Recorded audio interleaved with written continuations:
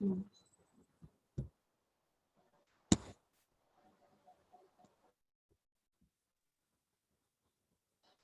सिंधु जी, आज गीता ज्ञान के सत्र में अब आपका स्वागत है। आप आए और हमें 4th चैप्टर का 21st श्लोक से शुरू करें। हाँ जी, तो ज्ञान इस गीता ज्ञान सत्र में सभी गीता प्रेमियों का बहुत बहुत स्वागत है। तो हमने अब ये चौथा अध्याय चल रहा है हमारा, और चौथे अध्याय के 20 श्लोक तक हमने पिछली बार करा था। तो जैसा कि इस अध्याय का नाम ही है कर्म योग अध्याय, तो इसमें हम देख रहे हैं कि कर्मों के बारे में ही बात हो रही है सारी हमारी, कि किस तरह के कर्म है। तो हमने पहले भी देखा कि यही बताया गया कि हमको कर्तव्य कर्म करने चाहिए, और भेद बताए कि कर्म क्या होते हैं, कि कर्म, विकर्म, अकर्म, इसके बारे में बताया। और हमको कैसे कर्म करने चाहिए, कि हमको फल की इच्छा न रखते हुए निष्काम भाव से कर्म करने चाहिए, तभी हम परम तत्व को प्राप्त कर सकेंगे। तो यही अभी तक चला था, तो इसी को ही आगे कंटिन्यू करा है, क्योंकि ये सारा अध्याय कर्म योग पर ही आधारित है कि किस तरह के कर्म किए जाएं और किस तरह से हम जो है परमात्मा को प्राप्त कर सकते हैं। तो आगे हम ये 21वां श्लोक से आज शुरू कर रहे हैं। निराशीर्य चित्तात्मा त्यक्त सर्व परिग्रह शारीरम केवलम कर्म कुर्वन्नाप्नोति किल्बिषम। तो यहाँ पे बताया है कि संसार में जो आशा और इच्छा रखने के कारण ही जो है कि हमारी इंद्रियां और मन जो है वश में नहीं रहते, क्योंकि जितनी इच्छाएं होंगी मन और इंद्रियां हमारी उधर ही क्या है, उधर ही भागती हैं। तो जो कर्म योगी जो होता है वो, उसमें क्या होता है, आशा और इच्छा उनकी समाप्त हो जाती है और उनका अंतःकरण जो होता है शुद्ध होता है। तो वो अपने आप ही उनका जो शुद्ध हो जाता है और उनकी शरीर जो है इंद्रियों की तरफ, इंद्रियां उनके वश में रहती हैं। तो वश में जब इंद्रियां रहती हैं तो उनसे क्या है, कोई भी व्यर्थ क्रिया वो करते ही नहीं है। तो अगर कर्मयोगी भी, अब क्या है कि कर्मयोगी सन्यासी भी हो सकते हैं, ऐसे भी कर्मयोगी हो सकते हैं जिन्होंने सन्यास ले लिया है। तो जो ऐसे होते हैं वो तो उनका तो है कि वो भोग सामग्री को है वो संग्रह करते ही नहीं है ना। लेकिन ऐसे भी तो कर्मयोगी हैं जो गृहस्थ में रहते हुए कर्मयोगी हैं। तो वो क्या करते हैं कि वो भी जो है संसारिक वस्तुओं का संग्रह बिल्कुल नहीं करते, और जितनी जरूरत है उतना ही वो अपने पास रखते हैं।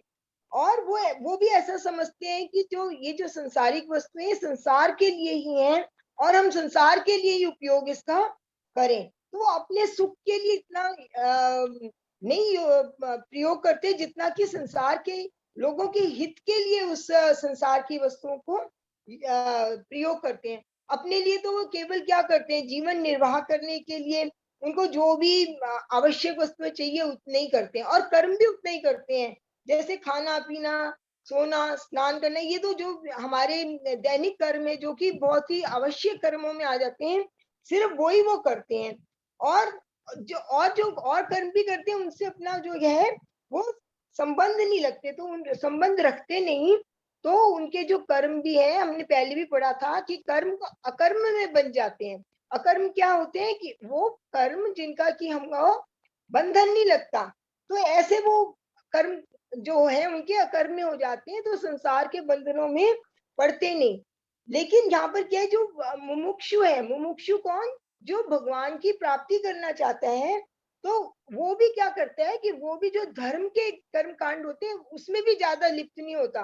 क्योंकि ऐसा है ना कि जो धर्म के कार्य भी हम करेंगे, जैसे यज्ञ करे, हमने कोई द्रव्य यज्ञ करे, कोई दान हमने मन में इच्छा रख के करा, या कुछ भी ऐसे धार्मिक कार्यों का जो अनुष्ठान करते हैं, उसमें भी क्या है कि हमको उसके कर्मों का फल मिलता है और बंधन में पड़ते हैं। तो वो जो ज्ञानी पुरुष है, जो धर्म और धर्म दोनों तरह के कामों से मुक्त हो जाते हैं, क्योंकि वो वैसे कर्म करते ही नहीं है। तो आगे के श्लोक में भी इस तरह यही आ रहा है कि जो कर्म योगी होता है वो निष्काम भाव से सारे कर्तव्य कर्म करता है, और फल की प्राप्ति का बिल्कुल भी वो इच्छा नहीं, उसका उद्देश्य ये नहीं होता कि मुझे ये फल की प्राप्ति होगी तो मैं ये कर्म करूं।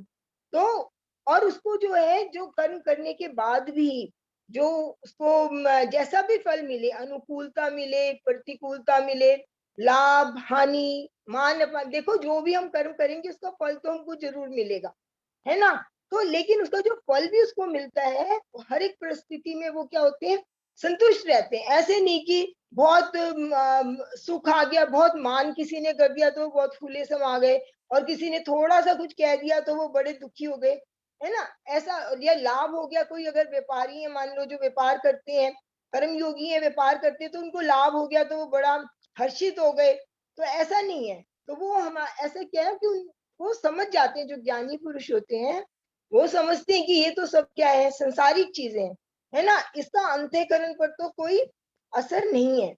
तो आगे इस श्लोक में एक शब्द आया है, विमत्सरा। विमत्सरा का अर्थ है कि वो ईर्ष्या से रहित होते हैं। जो कर्मयोगी होते हैं उनको किसी से भी ईर्ष्या होता। क्योंकि वो, क्यों ऐसा नहीं होता, क्योंकि वो सभी को अपने जैसा मानते हैं, है ना। जब, और जैसे हमने देखा भी है कई बार क्या होता है संसार में, तो बड़ी ईर्ष्या द्वेष हो जाती है। मान लो कोई दो दुकानदार एक जैसे, एक ही जगह पे उनकी शॉप है, तो एक की ज्यादा चल रही है, दूसरे की नहीं चल रही, तो क्या है, आपस में ईर्ष्या से करने लग जाती है, ये संबंधों में भी ईर्ष्या हो जाती है।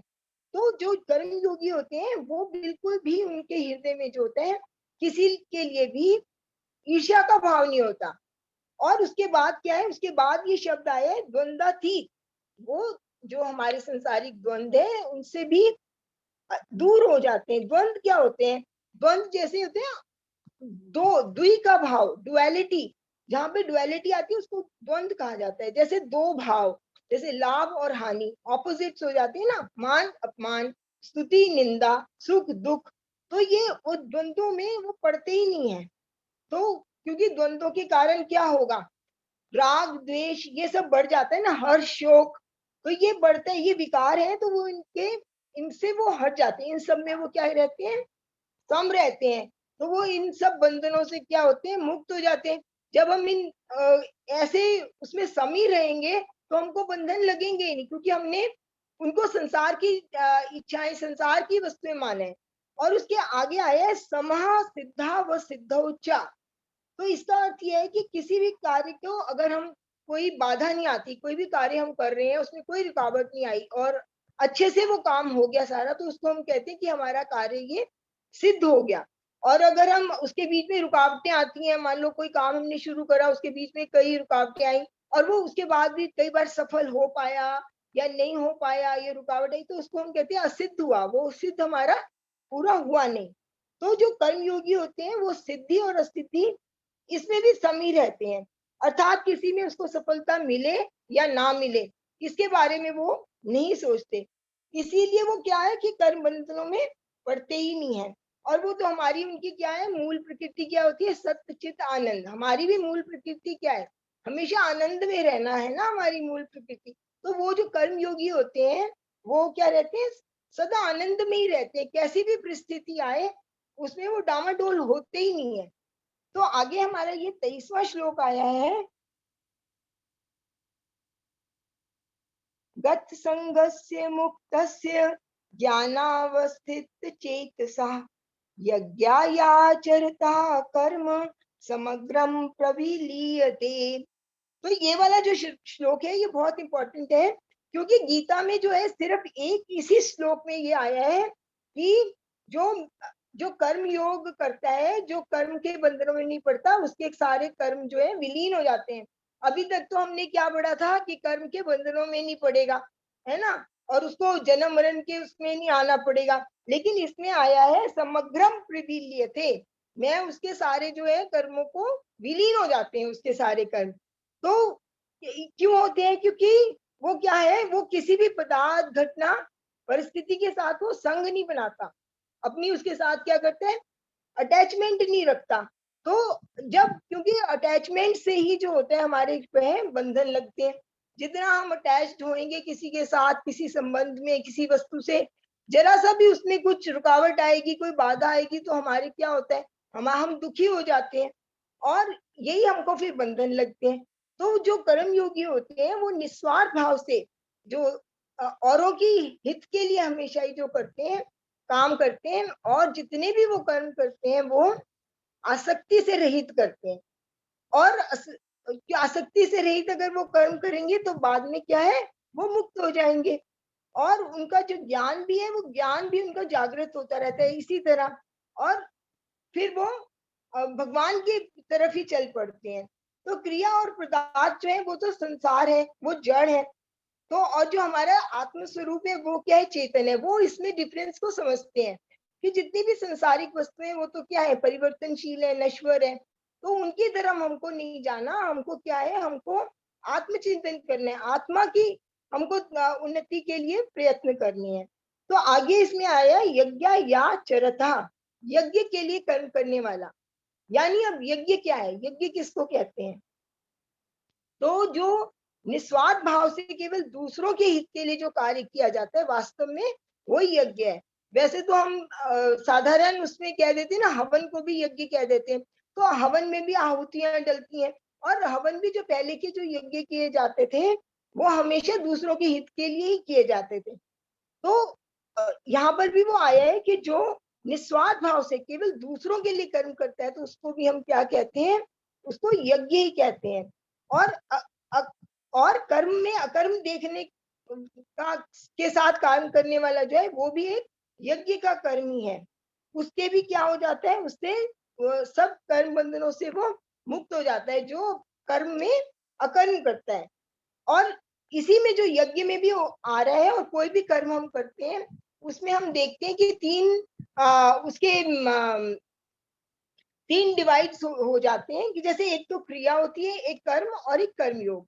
तो क्रिया क्या होती है, क्रिया तो जो होती है अपने आप जो घट रही है। जैसे मान लो कि कोई किसी भी शरीर में बालक है, फिर वो जवान होगा, वो बूढ़ा हो जाएगा, ये क्या है, ये अपने आप क्रिया है जो घट रही है। इसमें कोई पाप, कोई पुण्य, कोई बंधन किसी भी प्रकार का नहीं लगेगा, क्योंकि क्रिया हो रही है। या हम ऐसे समझ सकते हैं कि ये नदी बह रही है तो ये अपने आप एक क्रिया हो रही है। अब अगर नदी का जल खेती के लिए प्रयोग किया जाए, किया जा सकता है, और उसी में अगर कोई डूब के भी मर जाए तो उसमें भी कोई बंधन नहीं लगेगा, क्योंकि उसमें कोई कर्म के साथ किसी का संबंध नहीं है, है ना। तो जब हम कर्म के क्रिया के साथ अपना संबंध जोड़ लेते हैं तो वो कर्म बन जाता है।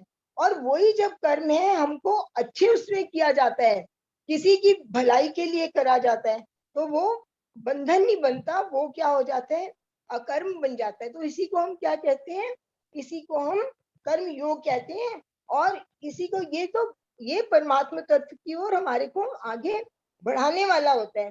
तो हमको भी क्या करना है, हमको कर्म योग की तरफ बढ़ना है, कि ताकि हमारे भी जो कर्म हो वो बंधन कारक ना हो। जो तो आगे का श्लोक ये हमारा आया है 24 नंबर ये है। तो आगे के श्लोकों में ये यज्ञ के बारे में और भी विस्तार से बताया गया कि कितने यज्ञ भी कई तरह के होते हैं। और महान यज्ञ तो क्या है कि हमारा अपनी आहुति, स्वयं की आहुति हम दे, आत्मा की आहुति भगवान के लिए दे, वही मेन यज्ञ है। तो वही यहाँ पर आ रहा है, ब्रह्मार्पणम ब्रह्म हविर्ब्रह्माग्नो ब्रह्मणाहुतम ब्रह्मेव तेन गंतव्यम ब्रह्म कर्म समाधिना।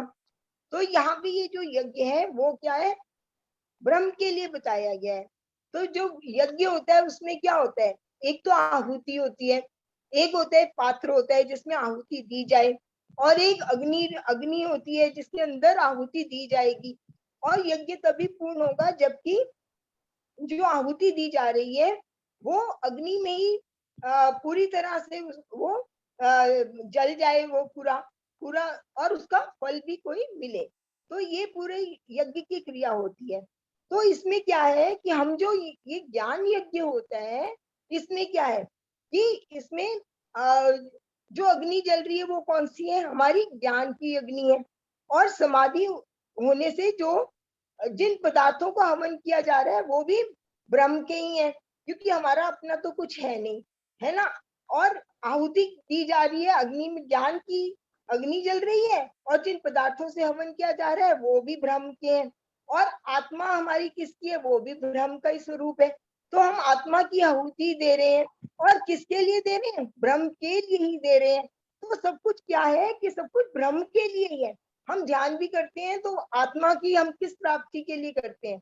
ब्रह्म की प्राप्ति के लिए करते हैं ना। और एक तरह से आहुति ही देते हैं। हम क्या करते हैं? नियम पूर्वक करते हैं। हम और बढ़ाना चाहते हैं, हम और गहरा उसमें डूबना चाहते हैं, ज्ञान की अग्नि प्रज्वलित करते हैं हम अपने अंदर। ध्यान में हम आत्म ज्ञान को प्राप्त करने के लिए अपने शरीर को भी तपाते हैं, है ना। सब तरह के नियमों का पालन भी करते हैं। तो ये सब क्या है? ये ब्रह्म के लिए ही हम हवन कर रहे हैं और अपना ही कर रहे हैं। और फलस्वरूप हमको क्या मिलेगा? हमको ब्रह्म की ही प्राप्ति होगी। तो ये सब यहाँ पर क्या है? यही बताया जा रहा है कि हमको जो कुछ भी करना है वो ब्रह्म के लिए ही करना है। तो आगे के श्लोक में भगवान ने बता रहे हैं कि जो ब्रह्म के दर्शन करता है उस साधक के बारे में उन्होंने बताया है। और आगे बताया है कि अपरे पद यहाँ पर एक आया अगले श्लोक में, उसमें है कि और तरह के भी, ये नहीं है कि सिर्फ ब्रह्म का ही यज्ञ करते हैं, इससे और तरह के भी बहुत तरह के यज्ञ होते हैं। तो कई लोग जो क्या है, देवी देवताओं के लिए यज्ञ किया जाता है। हम देखते हैं ना अनुष्ठान, तरह तरह के देवी देवताओं के अलग अलग ये यज्ञ होते हैं, अलग तरह के अनुष्ठान होते हैं। तो वो भी किया जाता है। तो उसमें क्या है? उसमें उनको देवताओं के द्वारा फल की प्राप्ति होती है। तो लेकिन जो ज्ञानी है वो क्या है? वो ज्ञान यज्ञ करते हैं। तो ज्ञान यज्ञ क्या अभिप्राय यहाँ पर फिर से क्या है? कई श्लोकों में वही वही बात बार बार रिपीट होती है। यहाँ पे भगवान श्री कृष्ण ने अर्जुन को कई एक ही बात को कई कई बार रिपीट करके बताया है, ताकि उसके वो बात स्थिर हो जाए उसके मन में। तो यहाँ पर भी यही बताया है कि जो देव यज्ञ बताया है। तो देव यज्ञ क्या है? तो ईश्वर ब्रह्म जो है वो तो देवताओं के भी देवता हैं। तो उनके लिए जो यज्ञ करा जाता है, यानी कि विवेक के द्वारा जो संसार की इच्छाओं से और संसार के पदार्थों से बिल्कुल विमुख होकर जो आत्मा का यज्ञ किया जाता है परमात्मा की प्राप्ति के लिए, वही वास्तव में क्या है? वही वास्तव में यज्ञ है। तो अन्य यज्ञ तो हम जो है संसार की वस्तुओं से ही करते हैं और संसार के लिए फल प्राप्ति के लिए करते हैं। लेकिन असली यज्ञ क्या है? कि हम भगवान की प्राप्ति के लिए अपना आत्मा का यज्ञ करें। तो और एक और भी आगे बताए उन्होंने बहुत सारे यज्ञ। तो एक ये बताया कि जो कुछ जो योगी होते हैं वो संयम रखते हैं, जैसे मौन रखते हैं बहुत देर, कोई नेत्रों को बंद रखते हैं। तो यहाँ पर यही आया, श्रोत्रादीनि इंद्रिय अन्य संयमाग्निषु जुह्यति। जो अपनी इंद्रियों को अपने अपने विषयों के द्वारा उसका हवन करते हैं, उनको रोक लेते हैं, उनको संयम कर लेते हैं। तो इस तरह वो रोक के उनको भी क्या, वो संयम करके भगवान को पाना चाहते हैं। तो और इंद्रियों के विषयों से उनको रोक लेते हैं। उनको मतलब इंद्रियों के विषय दिखाएंगे ही नहीं तो कैसे संयम कैसे हुआ, है ना। अगर आंखों को बंद ही कर ले, हम कह रहे हैं हमको कुछ दिख ही नहीं रहा है, तो एक तरह से संयम तो ना हुआ ना। संयम तो क्या है कि हमको अपने अंतःकरण से ही हम जो है वो संयमित रहे। तो और एक दूसरे कोई साधक होते हैं वो अपने व्यवहार के द्वारा राग द्वेष इंद्रियों को रोकते हैं। तो इस तरह का भी संयम किया जाता है। कुछ लोग जो है एकांत में जाके संयमित रहते हैं कि हम एकांत में रहेंगे, हम किसी से मिलेंगे नहीं, जो जंगलों में चले जाते हैं साधना करते हैं। तो वो भी एक तरह का क्या है? वो भी एक तरह का यज्ञ ही है। तो इस तरह के तरह तरह के यज्ञों का यहाँ पर विवरण आ रहा है। तो आगे के श्लोकों में प्राणायाम के द्वारा भी यज्ञ होता है, इसके बारे में बताया है।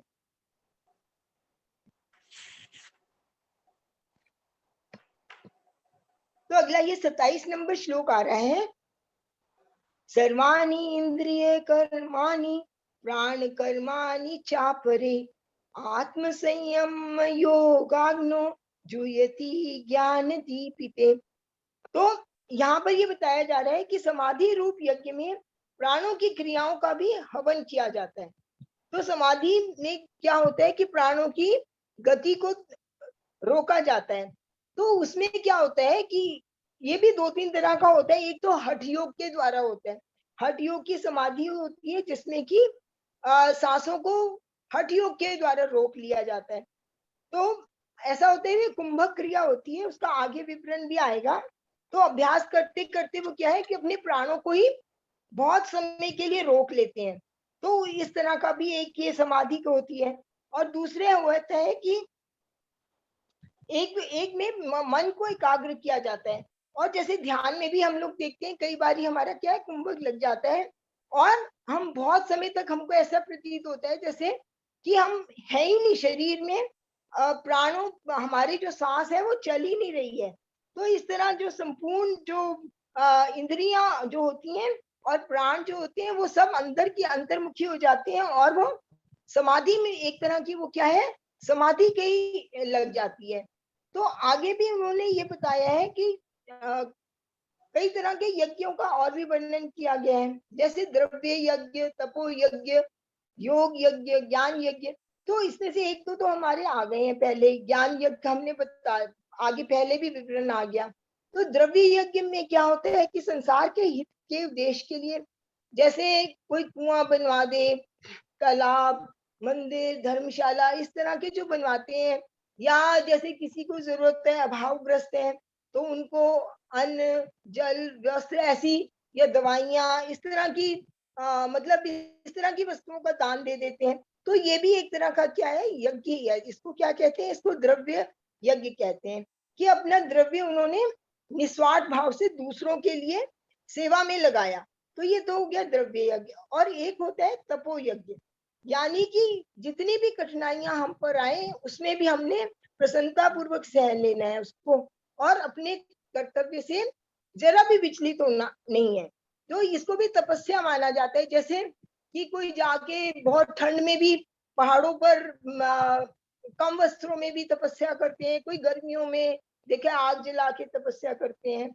तो इस तरह का भी तपो यज्ञ कहा जाता है, उसको तप करते हैं वो। और एक होते हैं योग यज्ञ। योग यज्ञ में क्या है, ये हम पहले भी अभी आया है कि हमको अनुकूल, प्रतिकूल, लाभ, हानि, ये मान अपमान, इन सब में सम रहना, ये क्या है, योग योग यज्ञ है। और एक आया है स्वाध्याय ज्ञान यज्ञ, जो जैसे स्वाध्याय ज्ञान यज्ञ है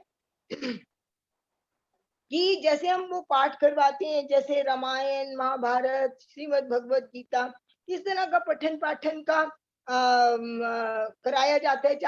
इसमें भी क्या है कि जो लोग उसमें आए सुनने, उनकी वृत्तियां जो है संसार की तरफ से हटकर क्या है, भगवान की तरफ लगे। तो ये भी एक तरह का यज्ञ हो गया है। तो ये सब तरह के यज्ञ इसमें बताए गए हैं। तो आगे के एक श्लोक में पूरा ही उन्होंने प्राणायाम के बारे में बताया है। अपाने जुयति प्राणम, प्राणे पानम तथा परे, प्राणापान गति रुद्ध्वा प्राणायाम परायणा। तो कुछ इसमें पूरा प्राणायाम के बारे में बताया कि कुछ योगी जो होते हैं वो क्या है, अपान वायु में प्राण वायु का हवन करते हैं और अन्य प्राण में अपान वायु का हवन करते हैं, अर्थात पूरक और रेचक प्रणाम करते हैं। आप पहले ये समझना यहाँ पर वो है कि प्राण और अपान क्या है और पूरक और रेचक क्या है, क्योंकि थोड़ा थोड़ा ये भी समझेंगे तभी पता चलेगा हमको। नहीं तो ऐसे सिर्फ शब्दों के द्वारा हमको ज्ञान होने से हमको पूरा उसका विस्तृत जानकारी नहीं मिल सकती। तो जो इसमें क्या है कि जो श्वास को बाहर निकालते समय वायु की जो गति होती है वो ऊपर की ओर होती है। हम देखते हैं ना जब निकल रहे हैं श्वास, और श्वास को जब भीतर ले जाते समय वायु की गति नीचे की ओर होती है, हम अंदर की तरफ ले रहे हैं, और जब बाहर निकालते समय नीचे की तरफ होती है। तो इसीलिए श्वास को बाहर निकालना प्राण का कार्य है और श्वास को भीतर ले जाना हमारा किसका है, अपान का कार्य है। तो योगी लोग जो होते हैं वो पहले बाहर की वायु को अपनी लेफ्ट वाली नासिका से लेकर भीतर ले जाते हैं और हृदय में स्थापित करते हैं। तो उसके बाद क्या होता है, हृदय में स्थापित करके वो नाभि में ले जाते हैं और नाभि से होती है वो अपान में लीन हो जाती है। हमने देखा है ना वो मिक्स हो जाती है। हमने वैसे भी हमने देखा है कि ऑक्सीजन अंदर जब लेते हैं, कार्बन डाइऑक्साइड जब बाहर छोड़ते हैं, तो बीच में वो क्या है, मिक्स भी हो जाती है।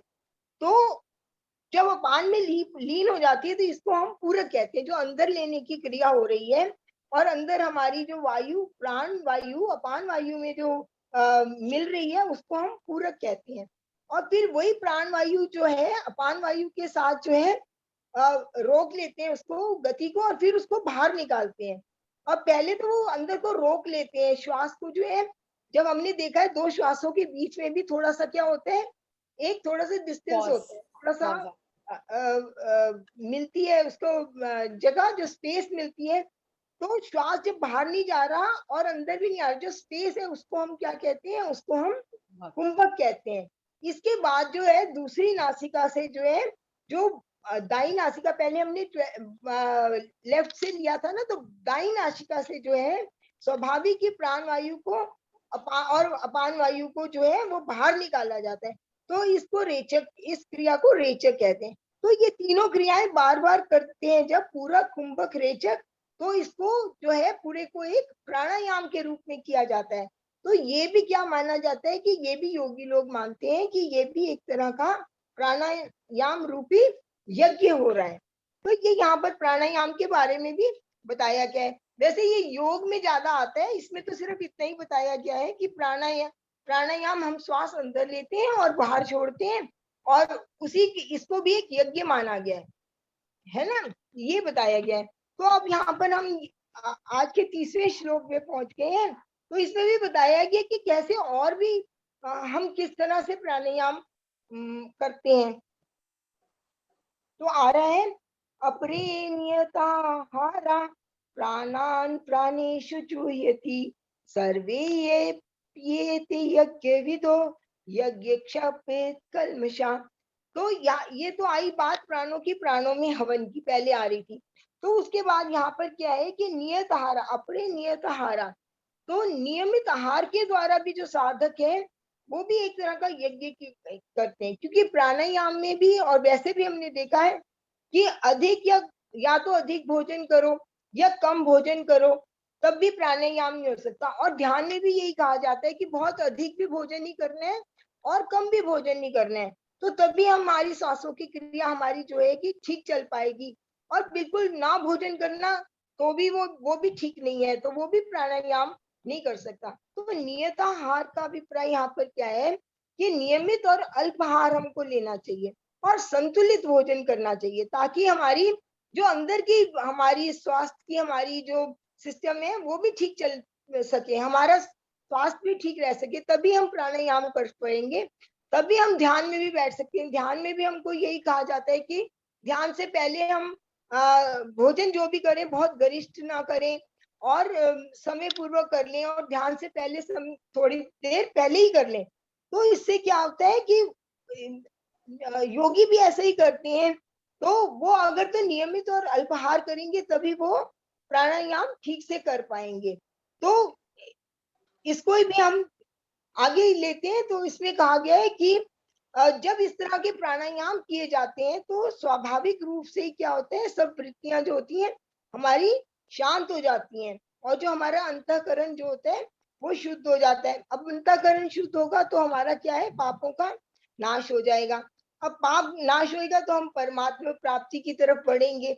तो वास्तव में ये जो सारे यज्ञ हैं उनमें सब में क्या है, सब में वास्तव में उद्देश्य तो यही है कि हमारा संसार से हमारा जो है विकारों की तरफ से, संसार की इच्छाओं कामनाओं की तरफ से जो हमारा विच्छेद हो जाए, उनसे हम विमुख हो जाएं और हम परमात्मा की तरफ चलें। और ऐसे जानने वाले कोई यहाँ पर क्या है, एक शब्द आए यज्ञविद, यज्ञविद भी कहा गया है कि ऐसा जो योगी है जो कि इस तरह के यज्ञ को जानता है और वो अपने जो तत्व से जान गया है, और वो कर्मों को अपना संसार की तरफ से हटाकर अपने अंदर अंतर्मुखी हो गया है, अपनी आत्मा की तरफ ध्यान लगाने लगा है, और ध्यान के द्वारा परमात्मा प्राप्ति की तरफ आत्मा को ले जा रहा है, उन्नति कर रहा है। तो ऐसा ही है, और उसी को ही परमात्मा का अनुभव होता है। तो इसमें बहुत सारे यज्ञ बताए गए हैं। तो हम ऐसा ही समझे कि हमको भी क्या है, संसार से अपना चित्त हटाकर हमको क्या है, आत्मा की तरफ ज्यादा हमको ध्यान देना है, आत्मा उन्नति के लिए हमको ध्यान करना है, अंतर्मुखी होना है, संसार की वृत्तियों से दूर होना है। और यज्ञ हमको क्या है, ब्रह्म का ब्रह्म में ही यज्ञ करना है, आत्मा का ही यज्ञ करना है, किसके लिए, ब्रह्म की प्राप्ति के लिए करना है। तो ये सब हम करेंगे तो हम भी क्या बन जाएंगे, हम सब लोग भी कर्म योगी बन जाएंगे, कर्म के बंधन हमको भी नहीं लगेंगे, हमारी अपनी भी उन्नति होगी, है ना। तो यहाँ पर आज ये इतना ही करते हैं, आज विराम देते हैं, फिर आगे 31 से और 41 तक ले लेंगे, तो ये अध्याय फिर हमारा समाप्त हो जाएगा। चलो धन्यवाद। कुछ कुछ शब्दों में थोड़ा वो हो जाता है, बोलने में समझाने में थोड़ा, नहीं, बहुत अच्छा समझाया आपने। मानती हूँ। बहुत सुंदर, धन्यवाद। बहुत क्लियर करा है। आत्मा से आत्मा का ही हवन, यानी हमें अपने आप को जानना है और अपने ब्रह्म में ही लीन होना है, सब में ही लीन होना है, आत्मा में लीन होना, परमानंद। हाँ जी, आत्मा का आत्मा में ही है ना, लीन होंगे तभी, क्योंकि आत्मा और परमात्मा तो एक ही है ना। हम तो समभाव के हैं ना। हम ब्रह्म, हम में ब्रह्म है, ब्रह्म में हम में, और सभी में भी ब्रह्म है, तो ब्रह्म में ही है, सब कुछ ब्रह्म ही है। हमको ऐसे लगता है कि सब अलग अलग है, तो वही हमारा मेन उद्देश्य तो वही है। यहाँ पर कृष्ण भी यही कर रहे हैं कि अपने आत्मा की तरफ आओ, स्वयं को जानो, जितना जानोगे उतनी उन्नति होगी। बहुत सुंदर, थैंक यू इंदु जी, बहुत बहुत अच्छे से बताया तो मच इंदु जी, बहुत सुंदर। Thank you. बहुत अच्छी तरीके से ब्रह्म में ब्रह्म ही क्या, इसीलिए बोलते हैं ना कि ज्योत से ज्योत जलाओ, वो भी प्राणों की ज्योत नहीं, हाँ जी, अंतरात्मा की ज्योत जलनी है। जो अंतरात्मा में ज्योत जलेगी वो ऑटोमेटिक ब्रह्म से मिल जाएगी। हाँ जी, बिल्कुल। हाँ, वही तो ज्ञान की अग्नि है ना, हमारी अग्नि भी है ज्ञान की, हमको उसी में हमको सब कुछ बाहर की उसका हवन कर देना है, वो हमने हटा ही देना है। बाहर की इच्छाएं, कामनाएं, संसार की तरफ नहीं बढ़ना बस हमको, और हम अपने अंदर बढ़ना है ज्यादा, मेन बात ये है। बस अपनी ड्यूटी पूरी करनी है, जितना जरूरी है उतना ही करना है, वो बैलेंस बना के रखना है। हाँ जी, मध्यम तभी उसी को कर्म योगी कहा गया है ना। कर्म तो हम कर ही रहे हैं, लेकिन वो कर्म कैसे करें, बस यही है, सम रहे, किसी भी परिस्थिति में हम कोई वो ना डामाडोल ना हो। तो वो अपने आप भी, जब हम कर्म योगी हो जाएंगे, जब हम आत्मा की तरफ हमारा सफर शुरू हो जाएगा, अपने आप से ही वो स्वतः ही वो गुण आने लग जाते हैं। थैंक यू इंदु मैम, बहुत अच्छा बताया। Thank you so much. Thank you. Yes Neeru ji, आप अनम्यूट करें अपना। हाँ, हेलो। हाँ, हाँ hello ji, Neeru. Yes ma'am, आप फिर से म्यूट हो गए हो। अच्छा, हेलो, हाँ जी। आवाज आ रही है? हाँ जी। हाँ जी, सबका बहुत बहुत थैंक यू। रश्मि जी आपका, प्रज्ञा दीदी, लीना जी, सबको बहुत बहुत थैंक यू। बहुत अच्छा लगा आज। दीदी मेरे बताओ, जैसे मेरे को बुद्धा जी नजर आए हैं, तो उन्होंने हाथ में जोत पकड़ी हुई है, दिया दिखाया, दीपक जलता हुआ, तो इसका क्या मीनिंग है, मतलब क्या समझूं? ज्योत से ज्योत जलाओ। अपने हाँ जी, अंदर की हाँ जी। हाँ, अपने अंतरात्मा में जो ज्योत जल रही है, अपने ध्यान करते हाँ हैं जी, तो हाँ जब जी, हाँ जी, क्लेंसिंग होती है तो हाँ जी, एक ज्योत जलती है, और ये ज्योत अंदर अपने हार्ट चक्रा पे चलती है। ठीक तो ठीक। वो आपको अपनी ध्यान करते करते ज्योत जलानी है, और वो ब्रह्म से ब्रह्म, जैसे इन्होंने बोला, हाँ जी, उससे हाँ जी, मिक्स करना है। जैसे एक से दो बने तो फिर वो हाँ एक जी, ही बन जाता है। ज्योत से हाँ, ज्योत जलाओ, वो प्रोसेस चल रहा है आपका। ठीक नहीं, है, और ठीक जैसे है। बुद्धा जी ने सब में ज्ञान को बांटा ना, जैसे अपनी ज्योत से उन्होंने सबको ही प्रकाशित करा, सबके हृदय में ज्योत जलाई, ऐसे ही वो बिल्कुल, आपको कह रहे हैं कि आप भी औरों को भी ये ज्योत से प्रज्वलित करो, औरों में भी जगाओ, है ना। वही कहते हैं, एक आरती भी है ना, सबकी ज्योत से ज्योत जलाओ, मेरा अंतर तिमर मिटाओ, सदगुरु हाँ ज्योत। जी, हाँ जी। हाँ, ये और जो हाँ, बातें हैं नहीं, ज्योत वो भी से है ना, ज्योत और एक वो भी है, ज्योत से ज्योत जगाते जगाते चलो, चलो, प्रेम की गंगा बहाते, बहाते चलो। है ना। ठीक हाँ, ठीक, ये मतलब ये सार यही तो करना है। सारा यही है। बिल्कुल बिल्कुल। ये जो है, जो ज्योत से ज्योत जगाओ, ये भले ही ऐसा गाने के रूप में है, पर हाँ जी, ओरिजिनली हमको यही करना है। पहले अपने ही अंतरात्मा में अपनी ज्योत हाँ, जगा के हाँ ध्यान जी, के बिल्कुल। माध्यम से, वही कह रही हूँ ना फिर कि वही अंतर जो तिमर मिटाओ, अंतर तिमर फिर मिटाओ, वो वही ज्योत परमात्मा की ज्योत से लीन होनी मिलाओ, है, हाँ जी। मिलाना बिल्कुल, मिलानी है। तो और ठीक ध्यान ठीक। बांटते रहने से ये सब बढ़ता जाएगा, और ध्यान करने से ही ये हाँ ज्योत जी, जगेगी। और ना कल रात को जैसे मैं ध्यान कर रही थी तो ऐसे ऊपर से ना एनर्जी ऐसी आई कि सारे मल्टी कलर्स की एनर्जी आ रही थी, मतलब सब कलर्स थे आपके, क्योंकि जो अपने 7 चक्र है रेनबो कलर्स है, हाँ जी। तो वो एक्चुअली रेनबो कलर्स अपने चक्रास के हैं, और एनर्जी जो है 7 रंगों में ही होती है ज्यादातर, रेड, अच्छा अच्छा, ऑरेंज, येलो, ग्रीन। सब कलर थे, सब कलर थे उसमें ना। हाँ, नहीं, रेनबो एनर्जी जिसको बोलते हैं, मल्टी कलर, तो हाँ वो जी, मल्टी एक्चुअली कलर्स थे। ब्रह्मांड से ही आते हैं, हाँ बट जी, हाँ अलग जी। अलग आता है तो खास खास चक्रा पे बना, उस पार्ट ऑफ द बॉडी पे जहाँ जो जरूरत होती है वहाँ काम होता है। जब ऐसे मल्टी आ रही थी जैसे तारे के रूप में ना, तारा जैसे गिरता है ना नीचे, ऐसे आ रही थी सारी। हाँ हाँ आता है, धीरे ऐसे धीरे होता है। अपने बढ़ते बढ़ते अपने मल्टी यूनिवर्स में भी जाते हैं ना, तो हाँ जी। कौन सी एनर्जी, अगर आपके अंदर सब तरह की एनर्जी होगी तो आप हैंडल कर पाओगे वहां पर। तो मल्टी यूनिवर्स में कभी कभी अपनी सोल जाती है, कोई ठीक। काम करने के लिए, कोई काम करवाने के लिए, कोई काम खुद करने के लिए, तो अपने अंदर बहुत ही मल्टी यूनिवर्स की एनर्जी चाहिए। 7 ठीक चक्रों है। के 7 रंगों की अपने को हाँ चाहिए जी। एनर्जी, तो वो इनपुट ठीक। हुई है। ठीक। थैंक यू दीदी, thank thank you you. Ma'am. Thank you yes Leena ji. Poonam ji, अपने आप को अनम्यूट करें। एक बार आप लोग अपने आप को म्यूट कर लें सभी, मैं तो मेरे को म्यूट एक। थैंक ठीक यू है, इंदु टीवी जी, चल thank you Indu ji. Ma'am, Poonam ma'am एक बार अनम्यूट कर ले आप अपने आप को। Yes ma'am. Thank you Indu दी, आपने बहुत अच्छा समझाया सबको, सब ध्यानियों को मेरा थैंक यू। और जो इंदु जी की बातें ना बिल्कुल अंदर तक छू जाती हैं। और वैसे आज मैंने ना थोड़ा सा पढ़ा था गीता में, ये चौथा चैप्टर, वो कुछ मैं भी कुछ बताना चाहती हूँ कि जो आपने स्टार्टिंग में बताया था ना कि, तो वैसे श्री कृष्ण जी कहते हैं कि मैं तो आदि भी हूँ और अंत भी हूँ। तो जब वो शिक्षा दे रहे होते हैं तो क्या हमें उसी कर्म में रह के ही सब कुछ करना चाहिए? तो जब वो शिक्षा देते हैं तो कहते हैं कि क्या हमें उतना ही जीवन यापन में अपने पास रखना चाहिए, कुछ ज्यादा या कम नहीं रखना चाहिए। क्योंकि क्या अर्जुन जो था, क्या वो महलों में उसने रहना छोड़ दिया था? नहीं, महलों में रहना तो नहीं छोड़ा था, लेकिन जो बिल्कुल बुद्धिमान व्यक्ति होते हैं और जो जिनको कम समझ में आता है, तो वो ये सोचते हैं कि अरे गीता में तो ये कहा है कि घर आते हैं अपना सब सामान फेंकने लग जाते हैं कि इसको भी हटाओ, इसको भी हटाओ, टीवी भी नहीं देखना, गाड़ी घोड़ा सब, उनको ये लगता है कि सब वेस्ट की है। लेकिन ऐसा नहीं है। भगवान श्री कृष्ण कहते हैं जो भी चीज आपको जितनी जरूरत की है वो जरूर अपने पास रखो। जैसे आप खाना बनाते हो तो उतना ही पदार्थ रखो। आजकल जैसे लोगों को ये है कि बहुत सारी चीजें घर में इकट्ठा कर लेते हैं, कपड़े ढेरों इकट्ठा कर लेते हैं, मतलब एक एग्जाम्पल के तौर पे बोल रही हूँ। और बहुत सारी लग्जरी आइटम आपके घर में भरी पड़ी रहती है। कहते आप उसको कुछ मत करो, जितना आपको जरूरत हो सिर्फ उतना ही आप अपने घर में रखो।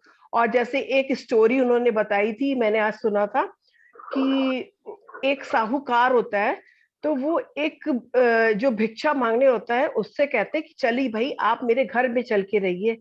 वो बड़ा खुश होता है भिक्षुक। और जो साहूकार होता है इतना पैसे वाला, वो अपनी उसको सबसे घर के सबसे रिच और अच्छे कमरे में उनको टिकाते हैं। बड़ा थाल भर के भोजन भी आता है और वो कपड़े भी देते हैं, कहते हैं आप इसको बदलो और ये अच्छे वस्त्र धारण करो। अब वो इतना अच्छा भिक्षुक होता है, वो घर में उनके माता पिता, उनके बच्चे, उनकी वाइफ सब इतना अटैच हो जाते हैं कि वो कहते हैं अरे ये भिक्षुक को घर में ही रखो। और वो जो कपड़े उन्होंने उतारे हुए होते हैं वो कहते हैं अरे भाई इसको धो के लाने की जरूरत नहीं है, अब तो हमें ये नए कपड़े मिल गए। अब जो साहूकार होता है वो एक थोड़ा डरने लग जाता है कि अरे ये तो हमारे घर में ही टिक के रहेगा क्या, अरे ये अब तो ये जाएगा ही नहीं घर छोड़ के, और सब लोग इससे इतना प्रेम कर रहे हैं। तो वो बहुत असमंजस में पड़ के एक बिल्कुल सुबह के टाइम 4 बजे उसके रूम में पहुंचता है। कहता है महाराज अब आप बहुत दिन इस घर में रह लिए, अब आपको इस घर से जाना होगा।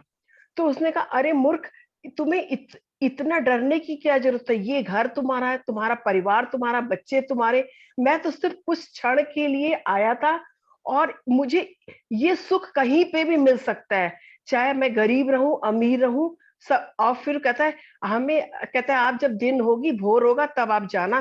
कहते हैं नहीं नहीं, मुझे जब आपके मन में इतना आ ही गया है तो मैं अभी और इसी समय आपका घर छोड़ता हूँ, और मुझे तो कहीं ना कुछ मिलता ही जाएगा। तो हमें ना उसमें गीता में यही बोला है कि हमें बहुत सारी चीजों से अटैच नहीं रहना चाहिए। जैसे कि आपके भाई बहन है, जब तक आपके पास है, आपका घर परिवार आपसे प्यार कर रहा है, तब तक आप उससे करते रहो। अब कोई जैसे किसी की डेथ हो जाती है परिवार में, तो आप इतना रो मत, क्योंकि उसको तो परमात्मा के पास जाना ही था, वो तो जाएगा ही परमात्मा के पास। अब उसको लेके आपको शोक नहीं मनाना है। थैंक यू सो मच, बस इतना ही बताना था। जी, बहुत आज मैंने अच्छा। पढ़ा था, तो आज दीदी का जब भी होता है तो मैं जरूर गीता लेके खोल के बैठ के वेरी पढ़ती गुड, हूँ। बहुत अच्छा, ऐसे ही करना चाहिए कि बिल्कुल उन्होंने भी यही बात कही, मैंने भी यही कहा कि मत मार्ग लेना। आपकी स्टोरी से भी ये ना कि वो रह रहे, जब साहूकार ने उनको सुख दिया, सारे सुख ले लिए, जब उन्होंने भाव जाने की चाह रहा है कि चला जाए यहाँ से, तो तुरंत छोड़ने को भी तैयार हो गया। तो हाँ हमें भी जी। ऐसे ही तो करना है, एकदम हाँ अगर हमें छोड़ना पड़े तो छोड़ दो, ऐसे लिप्त नहीं हाँ होना। हाँ, नहीं, और अभी पहले भी आया था कि कर्म योगी तो हम उसी को कहते हैं ना, हमको संग्रह नहीं करना। हाँ, देखो जो पशु पक्षी भी होते हैं, है ना, वो कोई संग्रह करते हैं? ये तो मनुष्य जो है, जो संग्रह कर करके चीजें रखता है, उनको भी तो सब कुछ मिल रहा है कि नहीं? वो कभी ये करते हैं कि चलो आज दाना ज्यादा मिल रहा है तो आज हम इकट्ठा करके रख लें? कभी नहीं ऐसे करते। कोई पशु देख लो, पक्षी देखो, वो हमारे से बहुत उन्नत है। ये तो हमारे जो है मन के जो हमारे विकार है ना, वही हमको संग्रह करने पर मजबूर करते हैं कि संग्रह कर लो। तो जितनी अरे एक देखो, और भी उदाहरण है छोटा सा, अगर समय हो तो मैं बताऊं। बस हाँ जी एक, बताइए। हाँ, एक मौलवी साहब थे, तो उनको वॉशरूम जाना था, तो उन्होंने अपना थैला गधे के ऊपर लटकाया और वो शूशु करने चले गए। जब वो मुड़े और लौट के आए तो देखा उनका बैग गायब हो गया। अब वो बड़े असंजस में पड़ गए कि अरे मेरा थैला तो गायब हो गया। तो उन्होंने गधे के कान में बोलते हैं, क्यों भाई, जो मेरा सामान ले गया है उसके लिए ये पर्याप्त चीजें थी उसमें। अब उनके जितने चेले होते हैं वो हंसने लग जाते हैं, कहते हैं अरे मौलवी साहब ये क्या कह रहे हैं कि आपका सामान भी चला गया, आप कह रहे हैं कि गधे से ये पूछ रहे हैं कि जो ले गया वो पर्याप्त था। तो वो कहते हैं कि गधा तो कुछ बोलता नहीं, बस गर्दन हिला देता है। तो फिर वो जो मौलवी साहब रहते हैं, कहते हैं इस जग में हम लेके क्या आए थे? अब आप देखिए, जो पगड़ी थी, जो मेरे थैले में एक पगड़ी थी, चप्पल थे, जूते थे, छड़ी थी, तो जो पगड़ी थी वो कहीं पे पड़ी हुई मिली थी, वो मैंने सर पे लगा ली थी। और एक किसी मस्जिद के आगे अपनी चप्पल जो खराब थी वो छोड़ के मैं नई चप्पल पहन गई थी किसी की। तो और एक छड़ी मुझे कहीं से मिल गई थी।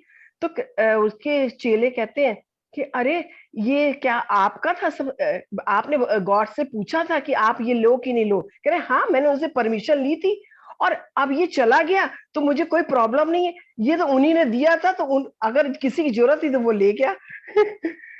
तो इसलिए कहते हैं हाँ कि जो कुछ आपके पास आया है, अचानक से आया है, अगर वो चला भी जाता है तो उसमें आप दुख नहीं मनाइए, क्योंकि हाँ वो सब भगवान ने दिया है।